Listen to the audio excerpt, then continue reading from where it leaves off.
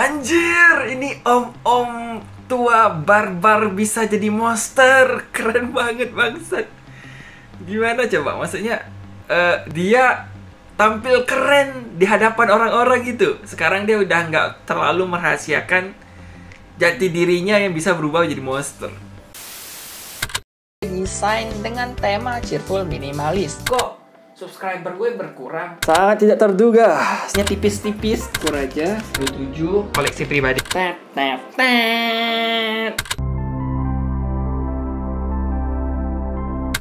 Halo lovers, balik lagi bersama gue Rio. Nah, di video kali ini gue bakal bahas komik ini, Kaiju nomor 8 volume 3. Melanjutkan kisah si om-om paruh baya yang bisa berubah menjadi monster.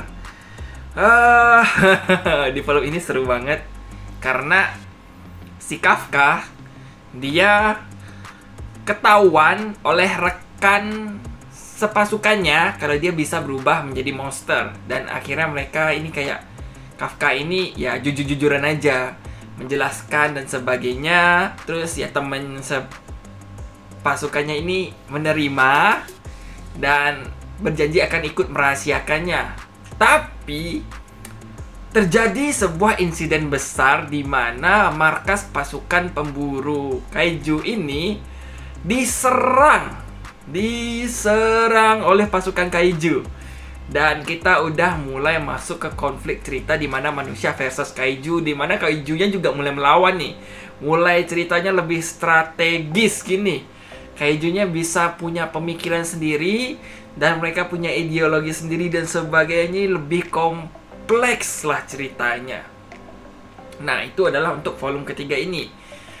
Di mana ya markas mereka diserang dan akhirnya pasukan pembasmi kaiju dan kelompoknya Kafka, timnya Kafka, tim-tim anak baru yang baru join harus melawan kaiju-kaiju yang menyerang gitu.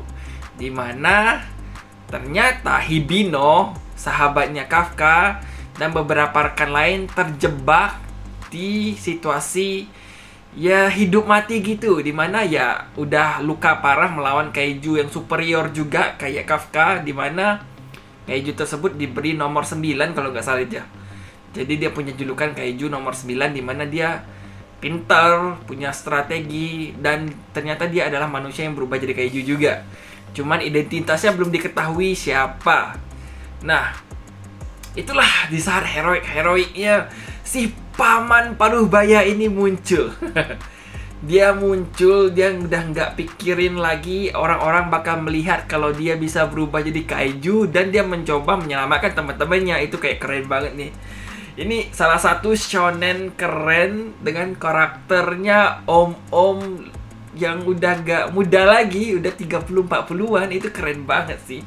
Sementara tim pasukannya itu pada muda-muda, umur 20-an, awal-awal 20 gitu. Dia udah 30-an, akhir 30, udah tua banget ikut pasukan. Dan dia muncul sebagai sosok pahlawan yang sebenarnya dia gak minta juga. Cuman karena pertemanan, persahabatan, dan dia berani mempertaruhkan nyawanya demi temennya. Itu keren banget sih, gue suka banget. Dan ini, kita kelihatan dari karakter cewek ini. Karakter cewek inilah yang awalnya melihat Kafka bisa berubah, ketahuan di volume kedua. Dia ketahuan tapi dia akhirnya setuju untuk ikut tutup mulut gitu.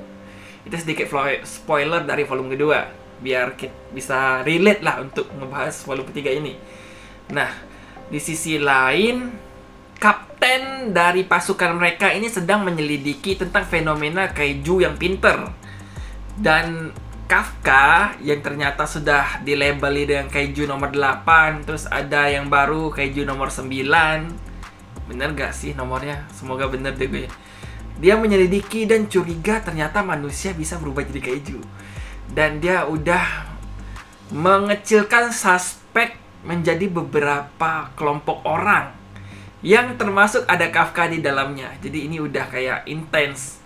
Jadi Kafka masih tetap harus merahasiakan, cuman karena ya pihak pasukannya ini masih belum menerima dan masih menganggap manusia yang berubah jadi kaiju itu berbahaya. Dan ya ini sebenarnya konsepnya mirip komik Attack on Titan juga lah. Manusia yang berubah jadi Titan. Awalnya orang nggak nyangka ternyata ada. Dan dianggap paling berbahaya karena bisa punya pemikiran, pinter, cerdik.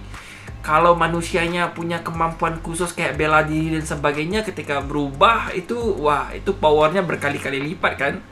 Nah, sama dengan di komik ini, pasukan pemburu kaiju itu juga, yang si kapten dan wakil kaptennya berpikir gitu.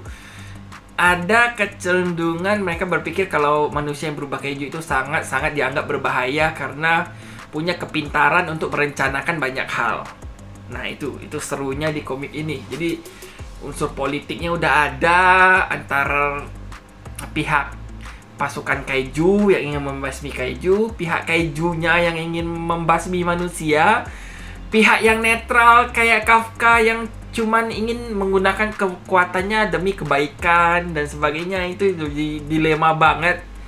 Dan gue suka banget, actionnya dapat banget. Terus untuk gambarnya, mungkin gue udah sempet bilang lah ya, untuk desain karakter dan sebagainya di follow sebenarnya gue suka karena cukup detail tuh, jarang ada panel kosong, bahkan asap, langit, perkotaan digambarkan walaupun cuman di arsir hitam gitu, cuman tetap diisi gitu biar nggak kosong.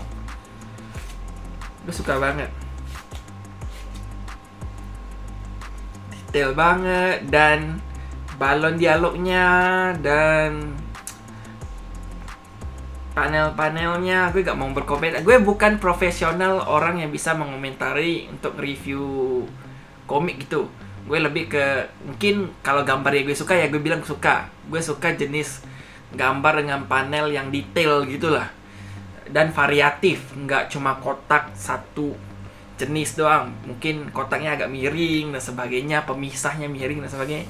Itu lebih variatif, dan balon dialog yang variatif lah, nggak gitu-gitu doang, nggak cuma bulat gitu doang, kayak terlalu monoton gitu ngeliatnya. Jadi untuk komik ini gue sangat suka lah, berbagai aspeknya gue suka, dan ini salah satu komik yang bakal terus gue ikutin baca di volume berikutnya.